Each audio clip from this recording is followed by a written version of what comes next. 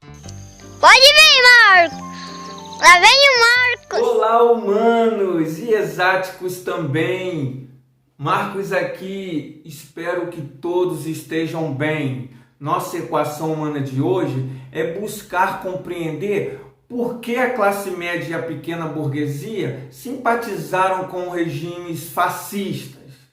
Como surgiram esses regimes totalitários? Vamos equacionar essa questão? Vem comigo. Não vai embora, fica um pouco mais, ninguém sabe fazer. Imagine você que um dia chega um colega novo na sua turma. Ele tem um estilo diferente, é muito sério e veste sempre uma camisa xadrez. No começo, uma porção de colegas acham graça e caçou do seu jeito estranho, mas aos poucos vão se acostumando com o colega. Um ou outro aluno começa a conversar com ele. Apesar da pouca idade, o novo aluno tem convicções muito sólidas e, como tantos jovens, odeia os políticos. Os olhos brilham quando falam de seus ideais, do sonho em mudar o nosso país para melhor. Quem ouve chega a ficar arrepiado. Poxa, esse cara tem razão em uma porção de coisas. Nosso país tem que mudar mesmo. Não podemos confiar nisso que está aí. Dias depois, outros dois colegas também estão vestindo a camisa xadrez. E na semana seguinte, mais outro está usando a blusa xadrez. Um menino faz piadas a respeito. Ele é o mais divertido da sala, sempre brinca com os outros, mas um dia falta aula.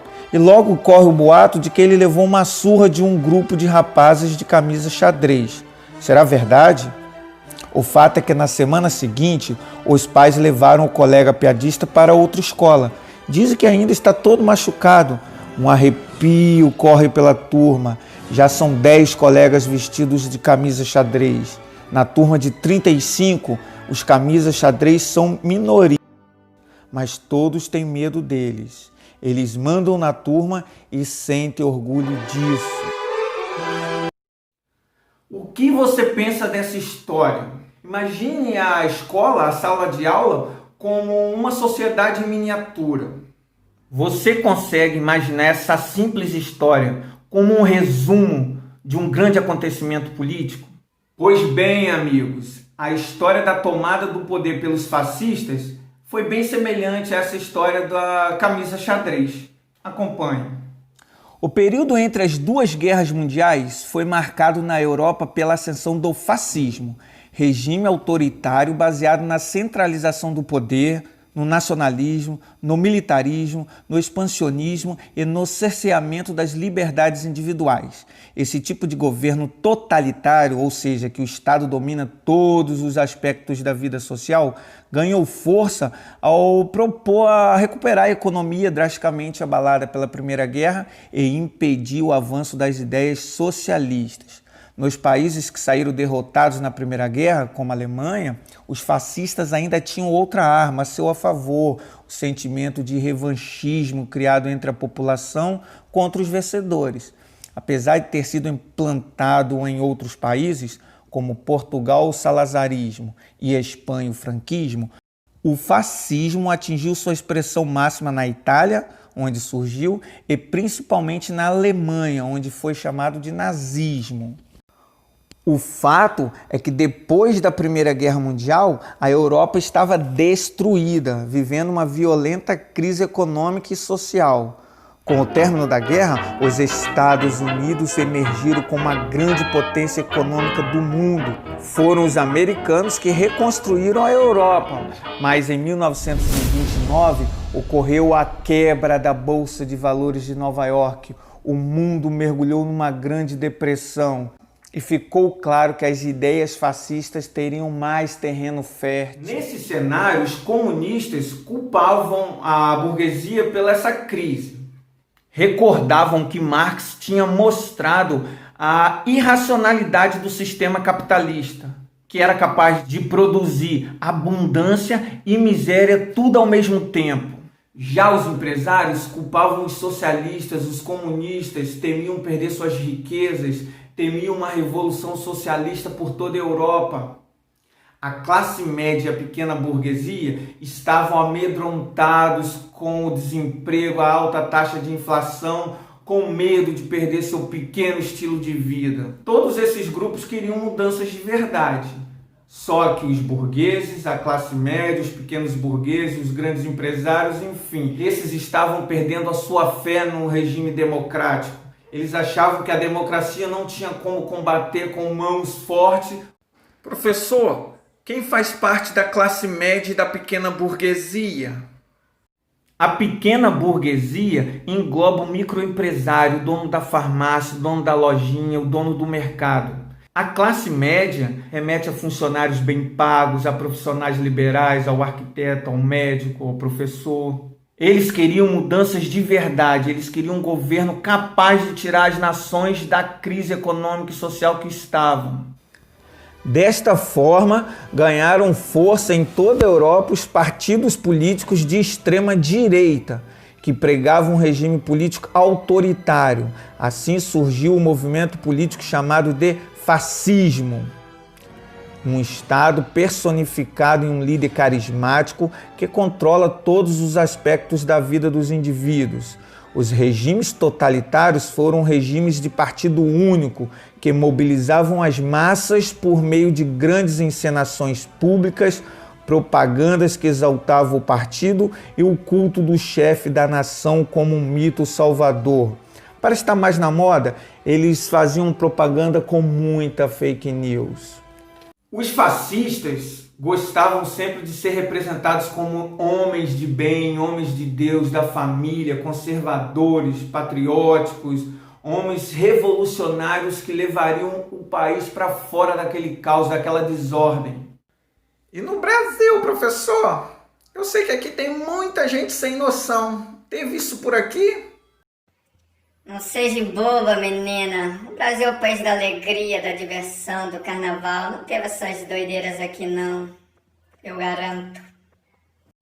Nada disso. Existiu uma versão brasileira. Sob a influência do ideário nazista, em 1932 surge no país a conservadora e ultranacionalista Ação Integralista Brasileira, liderada pelo paulista Plínio Salgado. Alguns ideólogos dão um fundo racista ao integralismo, já que eles também afirmavam a superioridade dos brancos sobre o negro, o mestiço e até mesmo o judeu. O movimento, contudo, se desarticulou em pouco tempo.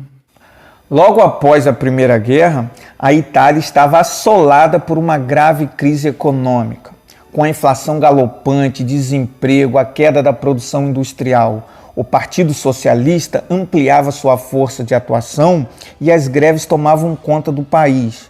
Foi nesse contexto que, em 1919, o ex-militar Benito Mussolini fundou o Partido Fascista, de cunho ultranacionalista e opondo-se ao socialismo e à democracia liberal. Temendo o avanço socialista, a burguesia e a classe média apoiou Mussolini. Em 1922, os camisas negras, como eram chamados os militantes fascistas, desfilaram pela capital no episódio conhecido como Marcha sobre Roma.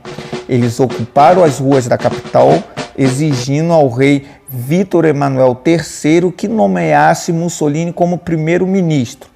Pressionado por parte da população e pelos burgueses, o rei cedeu e Mussolini chegou ao poder com plenos poderes e passando a ser chamado de Duce, ou guia em português. O rei italiano não aguentou as pressões e cedeu, nomeou Mussolini como primeiro-ministro e com plenos poderes, como vocês viram.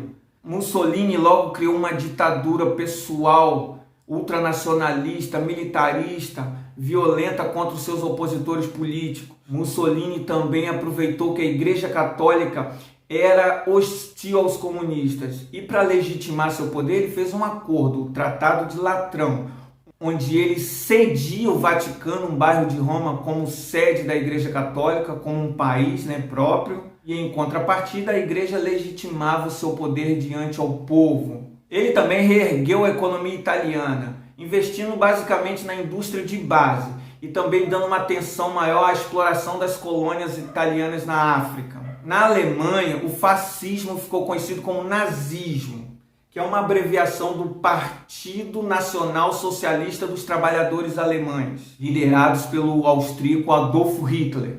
O senhor falou em socialismo, eu sabia que o nazista era de esquerda, eu li numa mensagem, eu recebi, eu sabia. Não caiam nesse erro infantil.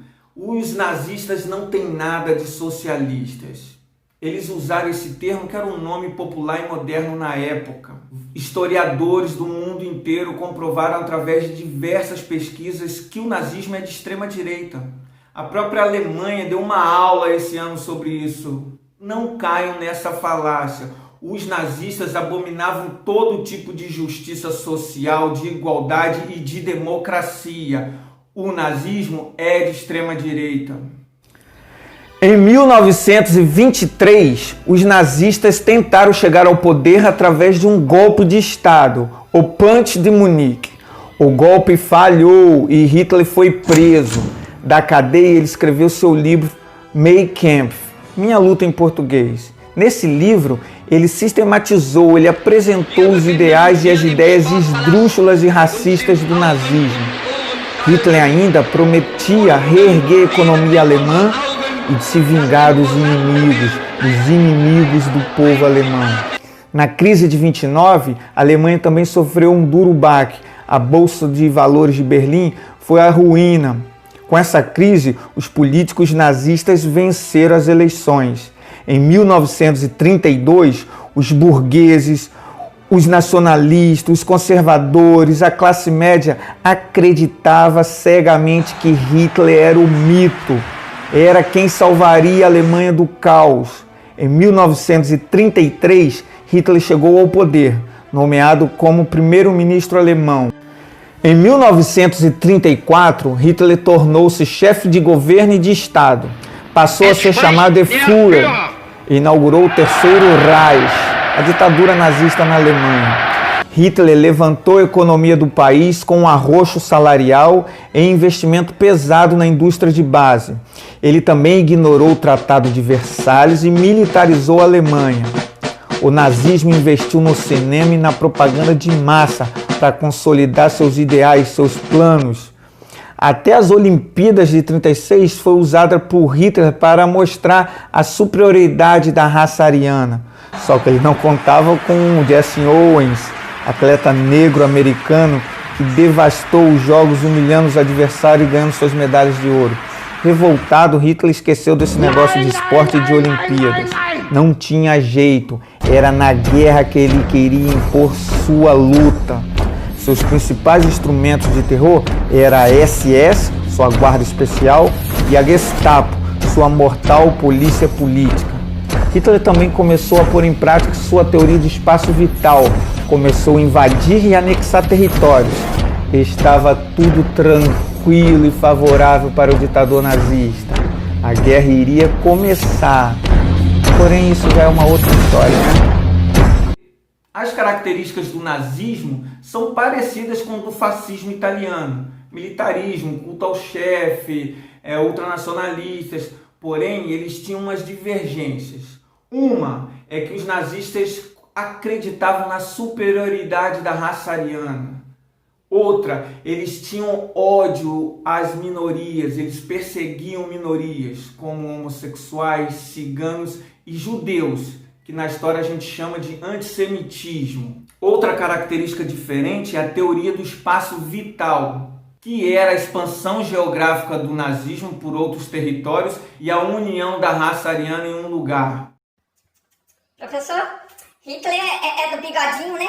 É famoso, é do bigodinho? Se é famoso, cai na prova. Cai na prova, né?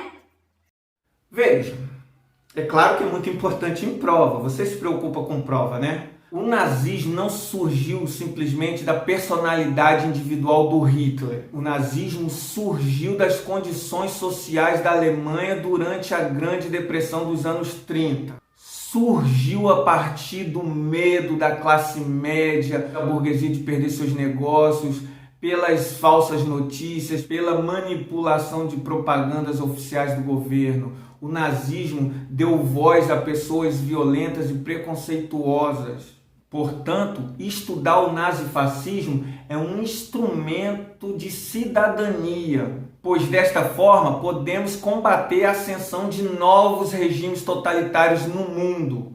Então, Romildo, mais que cair na prova é ter consciência que regimes totalitários só trazem o ódio e a violência.